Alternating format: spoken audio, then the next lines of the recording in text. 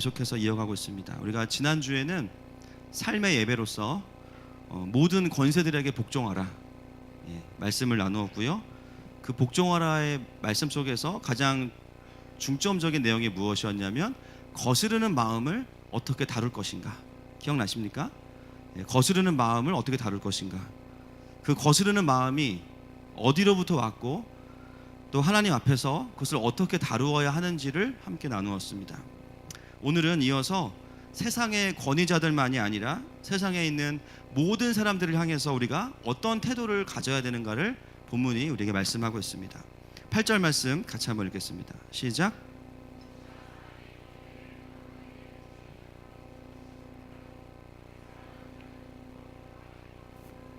아멘. 피차 사랑의 빛 외에는 아무에게든지 아무 빛도 지지 말라. 오늘 말씀의 가장 중심이 되는 부분입니다. 여기서 이 사랑이라는 단어가 한국말로는 한 단어밖에 없지만 헬라어로는 네 가지가 있습니다. 부모의 사랑, 신적인 사랑, 연인 간의 사랑, 또 자녀를 향한 사랑. 단어가 다 달라요. 여러분, 여기에 쓰이는 사랑은 어떤 단어가 쓰였을까요? 1번 신적인 사랑, 2번 부모의 사랑, 3번 연인의 사랑, 4번 자녀의 사랑. 자, 1번 손 들어 보십시오. 1번. 자, 눈치 보지 마세요. 컨닝하지 마시고. 1부 오신 분들은 안 봐드립니다. 자, 2번.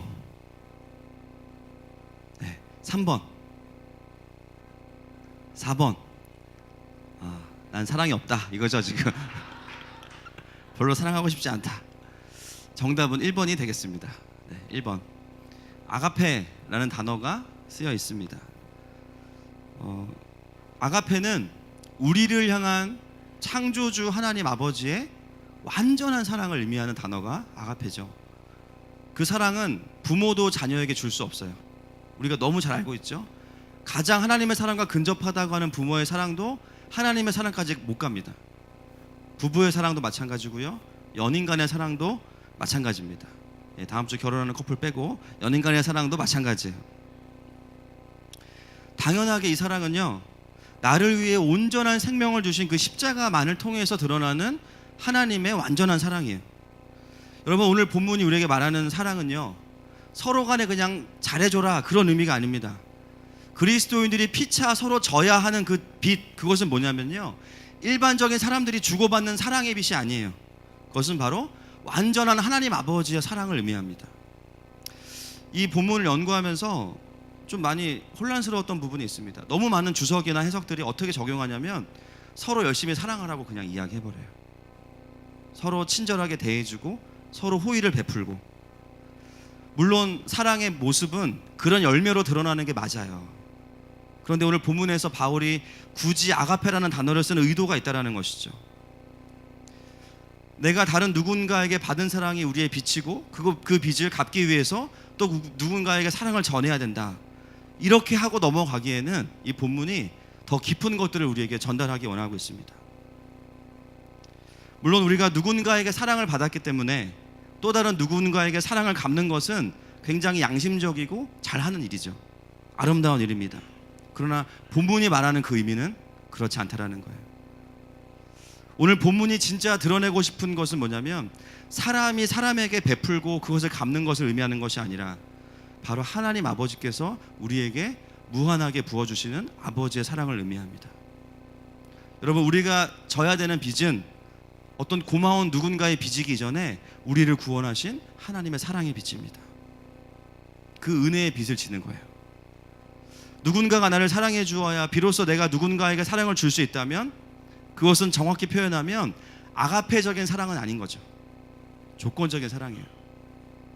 그냥 빚에 불과합니다. 사랑의 빚이 아니고요, 그냥 빚이에요, 빚. 여러분, 이것은 작은 차이가 아니라 엄청난 차이입니다.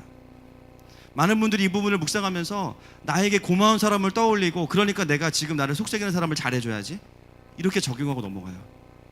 그러나 본문은 그것을 말하고 싶은 것이 아닙니다. 단편적인 모습은 비슷해요. 교회에서 누군가를 섬기고 세상에서 누군가를 돕는 모습은 비슷합니다. 그런데 그 사랑의 근원이 어디로부터 온 것이냐는 굉장히 다른 문제인 것이죠. 사랑하는 여러분, 하나님의 사랑에 빚을 진 사람들의 특징이 있습니다. 아가페 사랑에 가까울수록 특징이 있어요. 뭐냐면 사랑을 베풀고 나서 대가나 보상을 바라지 않아요. 그런데 그냥 빚, 이 사랑에 가까운 사람들은요, 뭔가를 내가 돕고 나면 보상과 돌아올 것들을 기대합니다. 뭐 아니면 돈은 아니에요. 우리는 이 중간 어딘가 있어요. 여러분 어디쯤 계십니까 지금? 이미 내가 하나님께 받은 사랑이 너무 크고 감사해서 눈에 보이는 다른 사람에게 그 사랑을 베푼 것이기 때문에 거기서 그냥 끝난다면 그건 아가페적인 사랑 가운데 우리가 있는 거죠. 내가 하나님으로 채워져 있고 베푸는 것 자체가 그냥 감사한 일이에요. 그런데 우리가 하나님 사랑으로 한다고 하면서도 실제로는 나도 모르게 아가페적인 하나님의 사랑이 아니라 바로 이쪽의 영역의 사랑을 할 때가 있습니다. 그래서 우리가 오늘 함께 고민해 봐야 될 부분이 뭐냐면요, 나는 아가페의 사랑을 흘려보내고 있는가, 이것에 대한 고민을 함께 또 해봐야 됩니다. 지난주도 힘들었는데 그죠? 이번 주 또 쉽지 않습니다. 여러분 어떠십니까? 누군가를 사랑할 때 아가페적인 사랑을 흘려보내고 계십니까? 아니면 내 기호에 맞춰서, 아니면 다른 사람이 나에게 이만큼 해줬으니까 그거에 담내해서, 아니면 무언가를 바래서 사랑하고 있지는 않습니까? 똑같이 섬기고 손해를 보는데요, 아가페에 가까우면 가까울수록 덜 서운하고 바라는 게 더 적어지기 시작해요.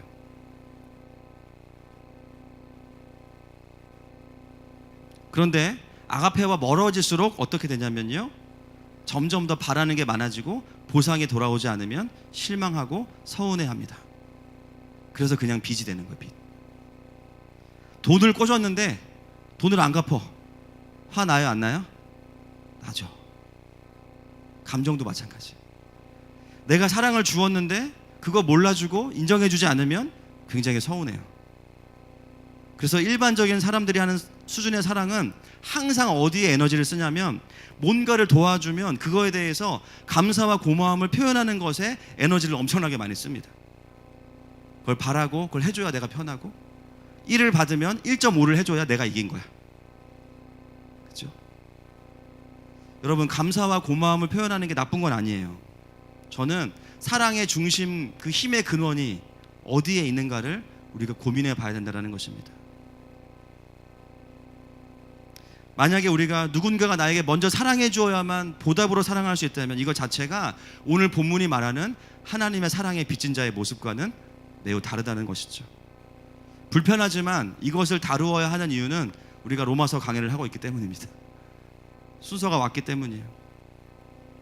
때로는 하나님의 사랑을 경험한 우리도 나도 모르게 이렇게 살아갈 때가 많습니다.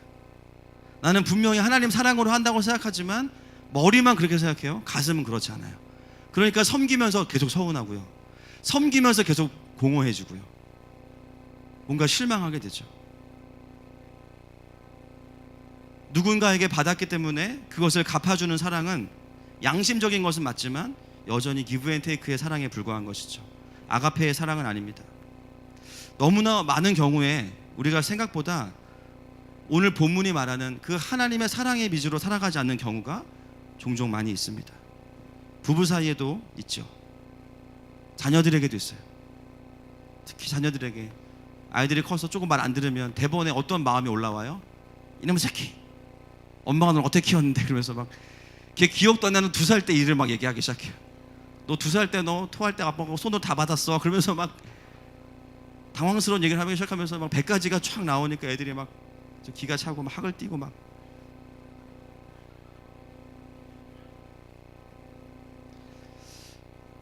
본문이 말하는 사랑의 빚의 개념이 아니라 그냥 빚이에요. 그냥 빚. 자녀에게도 너무나 많은 것들을 바라죠. 많은 걸 바라지 않는 것 같지만 들어보면 엄청나게 많은 걸 바라요. 저도 저의 자녀들에게 많은 거 안 바랍니다. 여기까지만 하겠습니다.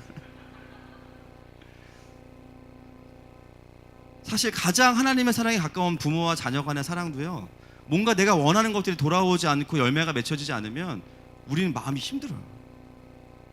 그때 우리가 돌아봐야 됩니다. 내가 지금 본문이 말하는 그 사랑, 져야 되는 그 사랑의 빚이냐, 그냥 빚이냐. 날 사랑해주지 않으면 나도 사랑하지 않겠어. 빚을 갚지 않아요. 나에게 상처 주면 갚지 않아요. 내 마음에 안 들면 갚지 않습니다. 때로는 내가 아무리 사랑해줘도 이 사람이 나에게 돌아올 게 없다고 느끼면요, 애초에 사랑해주지 않아요. 그냥 이게 다 어떤 패턴이에요? 그냥 빚. 이것은 아가페적인 사랑의 빚이 아니겠죠. 누군가 나를 사랑해 주어야만, 먼저 나를 사랑해 주어야만 내가 다른 사람을 사랑할 수 있는 거라면, 사랑받지 못한 사람은 평생 누군가를 사랑할 수 없다라는 결론에 도달하게 됩니다. 여러분, 이 메시지는 복음의 메시지와 정확하게 반대가 되는 메시지예요. 여러분, 복음이 무엇입니까? 우리를 향한 조건 없는 하나님의 사랑이죠. 동의하십니까? 찬송가 중에 이런 찬송가가 있습니다. 세상 친구들 나를 버려도 예수 늘 함께 동행함으로 주의 은혜가 충만하리니 주의 영원한 바래지. 우리 함께 이 찬양 한번 부르고 갔으면 좋겠습니다.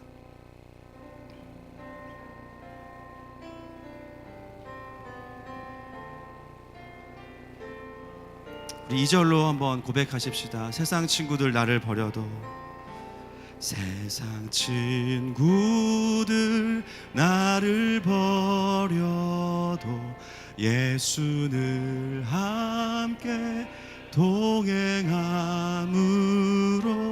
주의 은혜가 충만하리니 주의 영원한 발을 의지해 주의 영원하신 발 함께 하사 항상 나를 붙드시니 어느 곳에 가든지 요동하지 않음은 주의 발을 의지함이라. 아멘. 세상 친구들 나를 버려도 예수 늘 함께 동행함으로. 여러분, 예수 만나면 태어나자마자 고아가 된다 할지라도, 어린 시절 내내 왕따를 당했다 할지라도 그 사람은 회복될 수 있습니다. 사람에게 한 번도 용납받아 보지 않아도요, 예수님 제대로 만나면요 사랑의 대장군이 될 수 있어요. 그것이 복음의 능력입니다. 복음은 사람으로서 불가능한 사랑을 가능하게 하는 것이죠. 나의 사랑의 한계를 넘어내게 합니다. 그게 바로 아가페적인 사랑입니다. 내가 인격이 넓어져서가 아니라 나를 사랑하신 그리스도가 내 안에 계시기 때문에 그 아버지의 마음이 흘러가기 시작하면서부터 다른 사람을 채우고도 남는 것이 우리 하나님 아버지의 사랑이에요. 누가 좀 내 사랑 안 받아주고 내 사랑이 열매를 맺지 못하는 것 같으면 그거 몰라준다고 서운해하는 거 여전히 우리의 마음의 수준으로 내가 원하지 않지만 그렇게 살아가고 있는 모습이죠. 여러분, 하나님의 사랑은요 주고도 아깝지 않은 사랑인 줄로 믿습니다. 상대방이 알아주면 고맙지만 몰라주면 괜찮은 거예요. 그냥 만약에 누군가가 나에게 먼저 사랑을 베풀어야만 내가 사역할 수 있다면 개척이라는 사역은 시작될 수 없는 겁니다. 처음에 누군가는 사랑해줘야 되는데 그냥 어떻게 해요? 또 사역을 하면서 아무도 나를 격려해주지 않고 품어주지 않으면 그럼 사역은 할 수 없는 것인가? 물론 좀 서운하고 외롭겠죠. 인간이니까. 그러나 사랑을 충분히 줄 수 있는 공동체가 없다 할지라도 사실 하나님 아버지를 깊이 누린 사람들은요 다른 어떤 것 때문이 아니라 하나님 때문에 누군가를 품을 수 있습니다. 저도 제 인생에 건강한 공동체가 사실 많진 않았고요. 잘 생각해보면 진짜 감사한 게 지금 제가 다니는 교회가 제일 건강해요. 저는 설교 안 해도 계속 올 거예요. 밥 먹어도 되죠? 뒤에서 예배드리고 붙어있을 겁니다. 저는. 참 좋은 공동체를 만나는 건 축복이죠. 그러나 그렇지 않다 할지라도, 사람들로부터 오는 사랑과 지지가 없다 할지라도 하나님 아버지의 사랑으로 충분한 사람들은요 남에게 그것을 흘려보내는 사람이 될 수 있습니다. 제가 만났던 좋은 리더들 또 선교사님들은요 물론 외롭고 힘들지만 여전히 하나님 아버지의 사랑 때문에 물러서지 않고 그 사랑을 전하고 흘려보내는 사역들을 감당하는 분들을 많이 보게 됩니다. 무엇 때문이냐면 아버지의 사랑 때문에.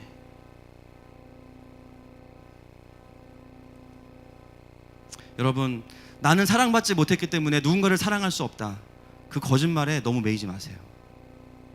주님 알면 끝납니다. 할렐루야. 좀 남편이 좀 부족해도, 좀 자녀가 내 마음대로 안 커도, 좀 나랑 친한 친구들이 인정해주지 않아도 하나님 사랑이 들어오면 괜찮은 거예요. 동의하십니까? 그리고 여러분 이미 깨달으셨잖아요. 남편이 하나님이 될 수는 없구나. 결혼 3년만 지나면 다 아십니다. 다음 주 결혼하는 커플 빼고 다 저기는 영원히 사랑할 거예요. 다음 주까지. 할렐루야. 결국은요, 아무리 좋은 사람들을 만나도 아버지의 사랑을 따라갈 수 있는 존재는 이 땅에 없고요. 반대로 사람들 사랑을 좀 못 받았어도 하나님을 깊이 누리면 얼마든지 우리는 다른 사람에게 그 사랑을 흘려보낼 수 있습니다. 오늘 본문 8절이 말하는 사랑의 비전, 그래서 일부러 수많은 사랑이라는 단어 중에 아가페, 그 단어를 사용하고 있는 것이죠. 그 사랑은 사람이 사람을 챙기는 것이 아니라 영원하고 넉넉하신 하나님 아버지만이 주실 수 있는 사랑을 우리에게 말씀하고 있습니다. 바울이 뭐라고 강조하냐면요, 이 하나님 아버지로부터 오는 아가페의 사랑의 빛 외에는 다른 빛은 없어야 된다라는 거예요. 여러분, 최근에 혹시 누군가에게 엄청 서운하거나 실망한 적 있으십니까? 근데 그 이유가 내가 사랑해 준 것을 알아주지 않아서, 나의 수고와 열심과 그 사람이 모르는 나의 그 마음씀을 알아주지 않아서 속상한 적 있으세요? 어떻게 그 속상함을 해결하셨습니까? 복수하고, 카톡 씹고, 인사 안 하고, 밥 안 차려주고. 여러분, 하나님의 자녀가 그 속상함을 해결하는 방법은 하나예요. 뭐냐면요, 나를 통해서 하나님 아버지의 사랑이 전달된 것만으로 기뻐하시면 됩니다. 할렐루야.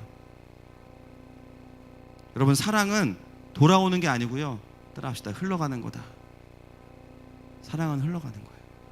돌아오는 거라고 착각하니까 안 돌아오니까 열받는 거예요. 누군가에 흘러가죠? 하늘로부터 다시 그 사랑이 흘러옵니다. 그럼 또 흘러가는 거예요. 흘러갈 때 그냥 기쁜 거예요. 정확하게는 내가 했던 사역이나 사랑이 실패한 게 아니에요. 우리가 실패했다고 느끼는 거는 뭐냐면요, 내가 바라는 반응이나 보상이 오지 않았기 때문이에요. 가끔 결석을 하는 분들 만나서 상담하고 이야기하면 꼭 헤어질 때, 목사님 주일날 뵙겠습니다. 안 물어봤어, 안 궁금해. 왜 얘기해? 안 와. 그리고 진짜 오실 분들은 그런 얘기 안 해요. 그냥 오시지. 처음에 제가 속상했어, 실망했어. 나중에는요, 아, 이건 아니구나, 그 마음을 안 갖게 됐어요. 최대한 사랑해주고 그냥 만나서 사랑해준 것만으로 끝내. 오게 하시는 건 하나님이 하시는 거예요. 할렐루야. 설교할 때는 다 변할 것처럼 설교해. 강단을 내려가면요, 영원히 안 변해도 기다려야지. 그러니까는 괜찮더라. 내가 바라는 반응이나 보상이 오지 않을 때 우리는 엄청 서운하고 실망하죠. 여러분, 어떤 마음으로 요즘에 사람들을 대하고 계십니까? 분명히 나는 그리스도인이니까 사랑해야지라는 마음으로 하고 있다고 생각했지만, 중요한 건 뭐냐면 내가 실제 하고 있는 사랑의 그 내용이 본문이 말하는 사랑의 빚이냐는 거죠. 아니면 그냥 빚인가? 가만히 돌아보면 그 사람의 미성숙함일 수도 있어요. 나의 수고를 알아주지 않은. 그러나 반대로 내 입장에서 보면 그것은 그냥 빚의 개념으로 여전히 나는 내 수준의 사랑을 하고 있는 것입니다. 여러분, 많은 사람들이 모여서 서로가 서로에게 신세지는 좋은 공동체, 교회 아니어도 엄청 많아요. 엄청 많습니다. 옛날 우리 전통사회에서도 뭐 향약, 두레, 품앗이 많이 있지 않습니까? 근데 그 공동체와 교회와의 차이점이 무엇입니까? 공동체가 사람을 채우는 게 아니에요. 하나님의 사랑으로 채워진 사람들이 모여서 공동체를 이루는 것입니다. 너무 빨리 본문을 우리가 서로 챙겨주자라고 적용하면요, 진짜 바울이 말하고 싶은 건 다 놓치게 되는 거예요. 그러면서 나를 챙겨줬던 어떤 목사님이 계시는데 너무 좋았다. 물론 좋았죠. 그러나 본문이 말하는 건 그것은 아니라는 거예요. 너무 빨리 우리가 이것을 하나님의 자리에 공동체를 올려놓기 시작하면 그것은 이벤젤리즘, 복음이 아니라 휴머니즘으로 빠질 가능성이 굉장히 높습니다. 놀라운 것은 하나님이 아니어도요, 어느 정도까지는 그게 가능하다는 거예요. 여러분, 교회는 예수님의 몸입니다. 머리의 자리에 갈 수 없어요. 가서도 안 됩니다. 반드시 한 사람 한 사람이 하나님의 깊은 사랑 안에 있을 때 그 교회는 건강한 교회가 될 수 있습니다. 좋은 사람이 모였다고 좋은 교회가 되는 게 아니에요. 한 사람 한 사람이 아버지의 그 사랑의 폭포 안에 거하고 있을 때에만 우리 가운데 흘러가는 게 내 인격이 아니라 내 안에 그리스도의 사랑이 되는 줄로 믿습니다. 바울이 그것을 강조하고 있는 것이죠. 우리가 서로 사랑하는 그 사랑이 어디로부터 온 것인지를 확인하고 명확히 정리해라. 요한일서 4장 11절 같이 읽겠습니다. 시작.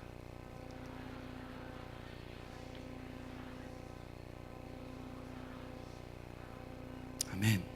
여러분, 우리가 서로 사랑해야 되는 이유를 요한은 무엇이라고 이야기하냐면 이같이 우리를 사랑하셨기 때문이에요.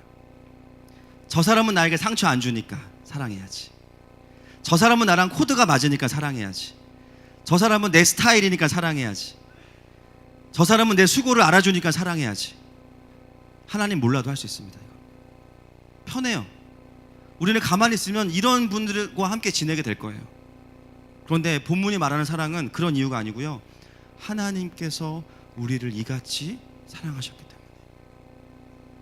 우리가 서로 사랑하는 것이 마땅하다. 그 하나님의 사랑만이 우리에게 유일한 빚입니다. 다른 빚은 없어요. 동의하십니까?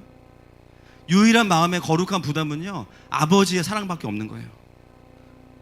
그러므로 하나님 아버지를 누리는 사람들은 세상이 할 수 없는 사랑을 할 수밖에 없죠. 그걸 자연스럽게 하게 됩니다. 더 시간이 갈수록 묻지도 따지지도 기대하지도 않는 사랑을 합니다. 돌아오지도 않는 사랑을 해요.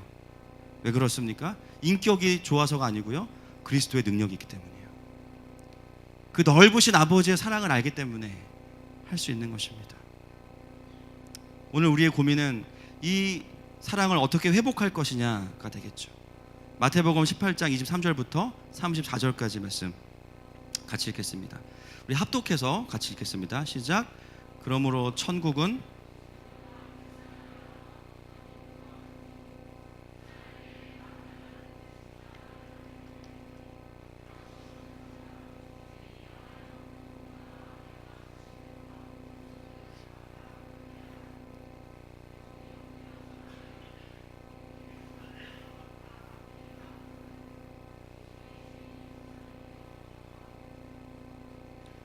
주었더니 그 종이 나가서 자기에게 백단을 빚진 동료 한 사람을 만나 빚을 갚으라 하매 그 동료가 엎드려 간구하여 이르되 나에게 참아 주소서 갚으리이다 하되 허락하지 아니하고 그 동료들이 그것을 보고 몹시 딱하게 여겨 주인에게 가서 그 일을 다 알리니 이에 주인이 그를 불러다가 말하되 악한 종아, 탕감하여 주었거늘 내가 너를 불쌍히 여김과 같이 너도 내 동료를 불쌍히 여김이 마땅하지 아니하냐 하고 주인이 노하여. 아멘. 우리가 잘 아는 비유죠. 1만 달란트, 금 43만 킬로입니다. 금 43만 킬로. 어제 금 시세로 24조. 저는 진짜 항상 늘 궁금해, 어떻게 하다가 이 빚을 졌을까? 24조는 이게 쉽지 않거든요. 돈을 태워도 이런 빚은 못 져요. 제가 봤을 때 24조의 빚을 졌어요. 이 비유에서 예수님 말씀하시기 원하시는 것은 큰 빚이라는 말이 아니라요, 갚을 수 없는 빚이에요. 갚을 수 없는 거. 너를 팔고 너의 가족 다 팔아도 이거는 못 갚는다. 그냥 우리가 해결할 수 없는 빚, 그것을 의미하죠. 그런데 그 주인이 그 사람을 보고 그 빚을 탕감해줘요. 24조를 이자도 하나 안 받고. 그 이유가 뭡니까? 본문에 보시면 불쌍히 여겼다. 가능성을 보고? 아니에요. 내 말을 앞으로 잘 들어, 이게 아니에요. 그냥 불쌍히 여기니까 24조의 빚을 그냥 탕감해줬어요. 여러분, 우리가 받은 은혜는 값싼 은혜가 아니고 값으로 측정할 수 없는 은혜입니다. 내가 받은 십자가 구원은요, 그냥 사형리의 한마디 듣고 아멘하고 영접하는 그 수준이 아니에요. 그 속에는 엄청난 하나님의 놀라운 아들을 내어주신 사랑이 담겨 있는 것입니다. 그 하나님의 값싼 사랑에 값비싼 사랑을 받은 우리가 100데나리온 700만 원입니다. 700만 원 빚진 사람 멱살 잡고요, 돈 내놓으라고 얘기하는 거예요. 감옥 가라고. 방금 전에 24조를 탕감받아 놓고선 700만 원 빚진 사람 만나가지고 닥달하는 거예요. 돈 내놓으라고. 여러분, 이 사람의 문제는 뭡니까?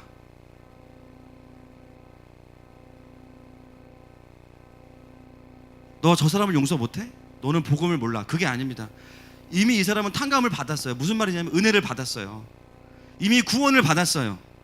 근데 뭐가 문제냐면 내가 탕감받았다는 그 감격과 은혜를 잃어버린 거죠. 여러분, 요즘 혹시 사람들과의 관계 속에서 뭔가 서운한 게 부쩍 많아졌고, 그렇다면 그것은 수고와 노력이 부족한 것이 아니라 하나님 아버지의 그 은혜에 대한 마음들이 메말라 있기 때문입니다. 우리에게는 다시 그 감격이 회복될 필요가 있어요. 서운함과 상처들을 털어낼 수 있는 유일한 거, 내가 얼마나 큰 은혜를 받은 자인가. 그리고 십자가 사랑을 모르는 분이 계신다면 반드시 예수님을 영접하시기를 축복합니다. 너무 좋아요. 내가 예수님을 몰랐기 때문에 하나님 사랑으로 용서 못하는 게 아니라 알았지만 그 은혜가 메말랐기 때문에, 또는 그 탕감받은 놀라운 은혜가 이 사람을 용서하는 것에 연결되어 있지 않기 때문에, 별개로 운영되고 있기 때문에 용서할 수 없는 거예요.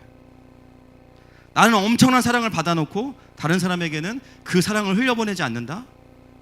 그거는 회개할 문제이겠죠.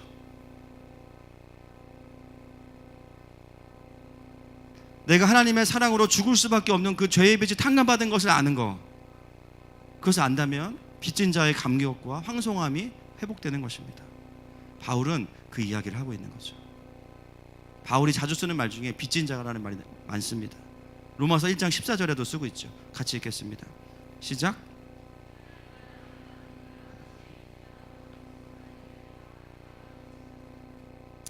여러분, 바울은 헬라인 야만인들에게 제가 알기로 사채를 빌린 적이 없습니다.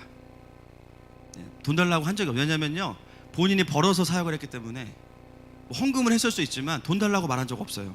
근데 왜 그들에게 빚이 졌다고 이야기합니까? 그것은 자기를 구원하신 그 예수님께서 자기를 그들의 사도로 부르셨기 때문이에요. 근데 그 빚은 사실 정확히 말하면 헬라인과 야만인에게 진 빚이 아니고요, 하나님께 구원받은 빚. 근데 왜 살려주셨어요? 이들 구원하라고. 이들을 보면 나에게 해준 게 아무것도 없는데 빚진 마음이 있는 거야. 지금 내 인생은 너희들을 위해 사는 거야. 너희들 때문에 주님 날 살려주셨어. 그 빚진 마음이 있었던 거예요. 그래서 문화도 다르고 유대인들과 다르게 부정한 생활 습관을 가지고 살아가는 그들 사이에 들어가서 핍박받고 돌 맞고 욕 먹고 온갖 수모와 고통을 다 당하면서도 빚진 마음이 있으니까요, 물러서지 않는 거예요. 할렐루야. 이 빚진 마음은 은혜에 대한 빚진 마음입니다. 여러분, 우리 예수님은 온전한 인간으로 오셨죠. 맞습니까? 이 땅에 오셔서 온갖 거절과 배신 다 당하셨어요. 그럼에도 불구하고 사역을 충분히 감당하셨던 이유는 제자들이 예수님을 존경해 주었거나 사람들이 칭찬해 주어서가 아닙니다. 무엇 때문이냐면 이는 내 사랑하는 자요, 이는 내 기뻐하는 아들이라. 세례받을 때 요단강에서 하나님의 그 음성, 너는 내 아들로 충분하다. 날마다 그 하나님의 음성을 드러내시면서 아버지의 사랑으로 충만했기 때문에 이미 거절하고 배신할 제자들을 보면서도 3년 반을 품고 그냥 가셨던 거예요. 여러분, 우리가 져야 되는 빚은 나에게 잘해준 누군가이기 이전에 하나님 아버지의 빚입니다. 그 빚진 마음이 있는 사람들이 아가페적인 사랑으로 가는 사랑을 할 수가 있습니다. 그러지 않으면 그냥 인지상정 수준의 삶을 사는 거죠. 너도 밥 샀으니까 나도 한번 사야지. 그 나쁜 건 아니에요. 오늘 본문은 우리에게 이것을 훈련하라고 말하는데요, 본문 앞에 나오는 두 글자 피차 사랑의 빛 외에는 이라고 나옵니다. 피차라는 것은 뭐예요? 서로 그렇게 하라는 거죠. 여러분, 교회는, 공동체는 무엇을 훈련하는 곳인가? 하나님의 사랑의 빛을 서로에게 흘려보내는 것을 훈련하는 곳입니다. 그리고 그 훈련된 것을 가지고 세상에 나가서도 그렇게 하라는 거예요. 오늘 본문은 교회만 그러라는 게 아니라 너희가 세상 권세에도 복종하는 것처럼 세상 사람들에게도 나아가서 너희가 훈련했던 그 사랑, 아가페적인 사랑을 가지고 그들에게도 그렇게 하라는 거죠. 그것을 훈련하려면 어떻게 됩니까? 주는 훈련을 해야 됩니다. 그런 사람 있어요. 받기만 하고 줄 모르는 사람 있어요. 움켜쥐기만 하는 사람 있어요. 주는 훈련해야 돼요. 어떤 사람 반대로 주는 게 편한 사람 있어요. 주는 게 나는 주는 게 더 편하다. 받는 거 손 들어보세요. 네, 모든 분들은 받는 게 편하시구나. 네, 건강하시네요. 축복합니다. 사람마다 해야 되는 두 가지, 주는 것과 받는 것. 근데 포인트는 내가 주고 내가 받는 게 아니에요. 내 안에 계신 하나님께서 주게 하시고 내가 누군가에게 줄 때는 예수님께 드리는 거예요. 마태복음 25장 40절입니다. 마태복음 25장 40절 시작.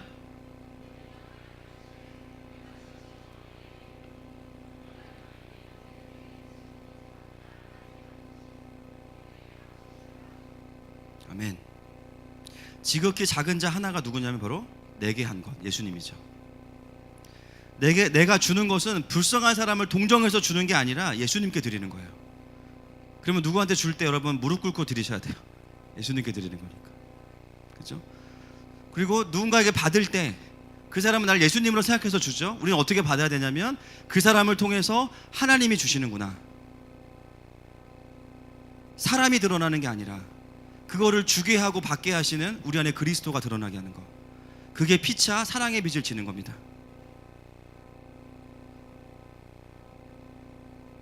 그러므로 우리가 해야 되는 훈련이요, 하나님 때문에 주고 하나님 때문에 받는 훈련을 해야 돼요. 줄 때는 계산하지 않고 주는 거죠. 이렇게 해주면 뭘 해주겠지? 그 생각 자체를 지워야 됩니다. 받는 사람은요, 가품에 대한 부담을 내려놓고 받으셔야 돼요. 여러분 잘 하시나 봐요. 그런데 은근히 받는 훈련이 안 되는 분들이 많아요. 저도 그게 되게 불편해요. 주는 건 편한데 받는 게 되게 힘들어요. 그래서 하나님이 훈련을 시키셔가지고 지금은 너무 잘 받습니다. 저도 주세요. 너무 부담이 없어가지고 문제인데 지금은 부작용이 있습니다. 물론 섬기고 주는 자가 복되지만 하나님의 공급하심을 받아서 그것으로 하나님을 바라보는 자도 복돼요. 받는 훈련을 하면서 제가 깨달은 사실이 있습니다. 뭐냐면 어느 순간부터 감사합니다 받기 시작하니까요, 어떤 걸 제가 알게 됐냐면 하나님 아버지는 내가 받을 수만 있다면 더 주시기 원하시는구나. 안 사고 기다리면 다 들어와요. 집도 들어오고 뭐 다 들어와요. 희한하다. 하나님 우리가 받아서 그게 탈이 나지 않는다면 더 주시기 원하세요. 아멘이십니까? 그거를 공동체 안에서 서로가 서로를 드러내지 않고 서로 안에 계시는 하나님을 바라보면서 주고 받을 수 있는 것이죠.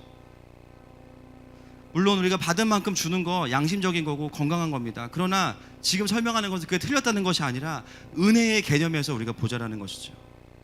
나의 근본적인 마음의 태도가 받았기 때문에 주는 것이 아니라 하나님 때문에 주고 하나님 때문에 받고 있는가. 그래서 그 하나님을 경험하고 나면요, 바뀌어요. 누군가에게 뭘 주려고 할 때요, 어떤 마음이 생기냐면 나도 더 주고 싶은 거예요. 줄 수만 있다면 하나님이 그런 분이니까 좀 더 주자. 오늘 이 로마서의 말씀은 율법의 완성이 바로 이 아버지의 아가페적인 사랑이라고 선포하고 있습니다. 여러분, 우리가 이 공동체에서 아버지의 사랑을 주고받는 훈련을 하면서 결국은 뭘 하게 되냐면 도시 안에서도 그렇게 살아가는 삶의 라이프 스타일을 갖게 돼요. 세상 사람들은 이해할 수 없는 거죠.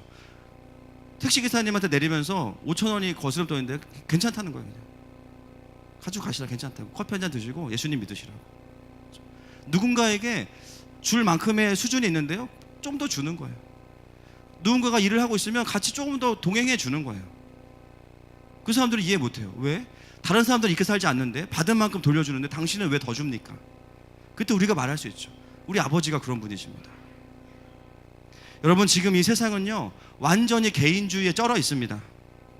개인주의의 핵심 메시지, 피해를 주지도 말고 받지도 말자. 내가 할 만큼 하고 피해 안 주고 대신에 누가 피해 주면 바로 응징하죠. 그게 세상의 논리잖아요. 개인주의는 굉장히 젠틀한 것 같지만 사실은 하나님 아버지의 사랑을 어느 수준에서 제한해버리는 구조를 만들어버렸어요. 여러분, 개인주의로 사는 게 가능할까요? 피해 안 주고 피해 안 받는 거. 난 살아오면서 지금 누구에게도 피해 준 적이 없다. 손 들어보세요. 난 살면서 피해를 남에게 잘못 안 했는데 피해를 받아본 적이 단 한 번도 없다. 손 들어보세요. 다 있으시죠? 여러분, 개인주의는 현실화가 될 수 없는 겁니다. 현실은 뭐예요? 피해 엄청 주고 피해 엄청 받아요. 상처 주기 싫은데 상처 주고 있죠.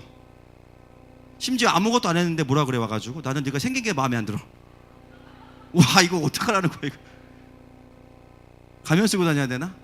눈을 뽑을까? 이렇게 되는 거예요. 그래서 존재가 피해야, 존재가 상처야. 여러분, 이 개인주의가요, 이 세큘러한 개인주의가 교회 공동체까지 침투해 들어오고 있습니다. 신앙생활도 젠틀하게 하자고 이야기해요. 젠틀하게. 어떻게 하는 게 젠틀하게 하는 건지 모르겠어요. 하나님한테도 피해 안 드리고, 주님 일주일 잘 계셨죠? 요즘 얼마나 바쁘세요? 교회들이 어려워가지고. 저까지 신경 안 써도 됩니다. 저는 제가 제 할 일 합니다. 수고하세요. 주님 황당하실 것 같아요. 내가 내 문제 해결 못하면서 하나님한테 나와가지고 젠틀하게 굴어요. 여러분, 교회 와서도 좋은 모습만 보이는 거, 다른 사람에게 피해 주지 말자. 가능할 수 있을지 모르겠습니다. 저는. 일단은 제가 본 바로는 그게 가능한 분은 없었어요. 지금까지. 하나님이 원하시는 모습도 그건 아닐 것 같아요. 내 죄의 문제 내가 해결 못하고, 내 인격의 문제, 내 삶의 문제 내가 해결 못하는데 가능하지 않죠. 때로는 우리가 사랑의 빚이 아니라 사망의 빚을 질 때가 있어요. 그래, 나도 너한테 똑같이 갚아줘야지. 여러분, 그래서 우리가 주님이 필요한 겁니다. 동의하십니까? 공동체는요, 젠틀한 곳이 아니에요. 처절한 곳이에요. 나의 사랑 없음이 드러나는 곳이 공동체인 거예요. 그래서 공동체에 있으면요, 뭘 훈련해야 되냐면, 어떻게 하면 피해를 안 주고 안 받을까? 이거는 불가능하고요. 어떻게 하면 아버지의 사랑으로 사랑할 수 있을까를 고민하셔야 됩니다. 축복합니다. 축복합니다. 그리고 내가 주는 피해를 다 받으면서 저렇게 아무렇지도 않게 받아주는 그 내 주변의 사람들을 바라보면서 고마워해야 되죠. 그러면서 나도 기회가 되면 어떻게 저 사람을 품을 수 있을까? 어떻게 사랑할까를 고민하면 자연스럽게 해결되어집니다. 이 부분은. 그게 뭐예요? 피차 사랑의 빚을 지는 공동체. 아버지의 사랑으로. 그리고 그게 훈련된 사람들은 세상에 나가서도 젠틀한 수준을 넘어서서요, 훨씬 더 품어내기 시작해요. 그 훈련은 공동체에서 하는 것입니다. 예수님께서 내 이웃을 내 몸과 같이 사랑하라고 말씀하시면서 마태복음 7장 12절 말씀하셨는데요. 같이 읽겠습니다. 시작.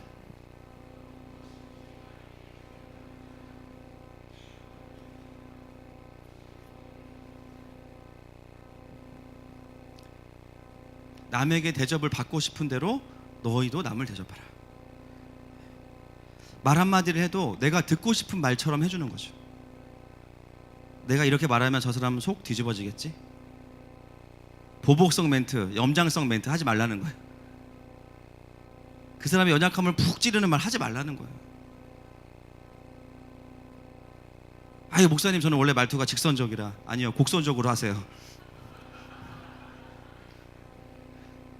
저는 태어나길 이렇게 아닐 거예요. 아닐 거예요.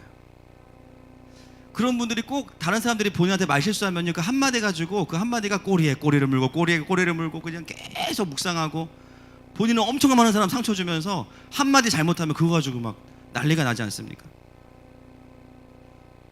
여러분, 말을 할 때도 남들이 이 문제에 대해서 어떻게 나에게 말해줄 때 내가 상처가 안 되면서도 그 메시지를 들을 수 있을까 고민하면서 말하셔야 돼요. 태어난 성격이 그렇다고요? 아니요.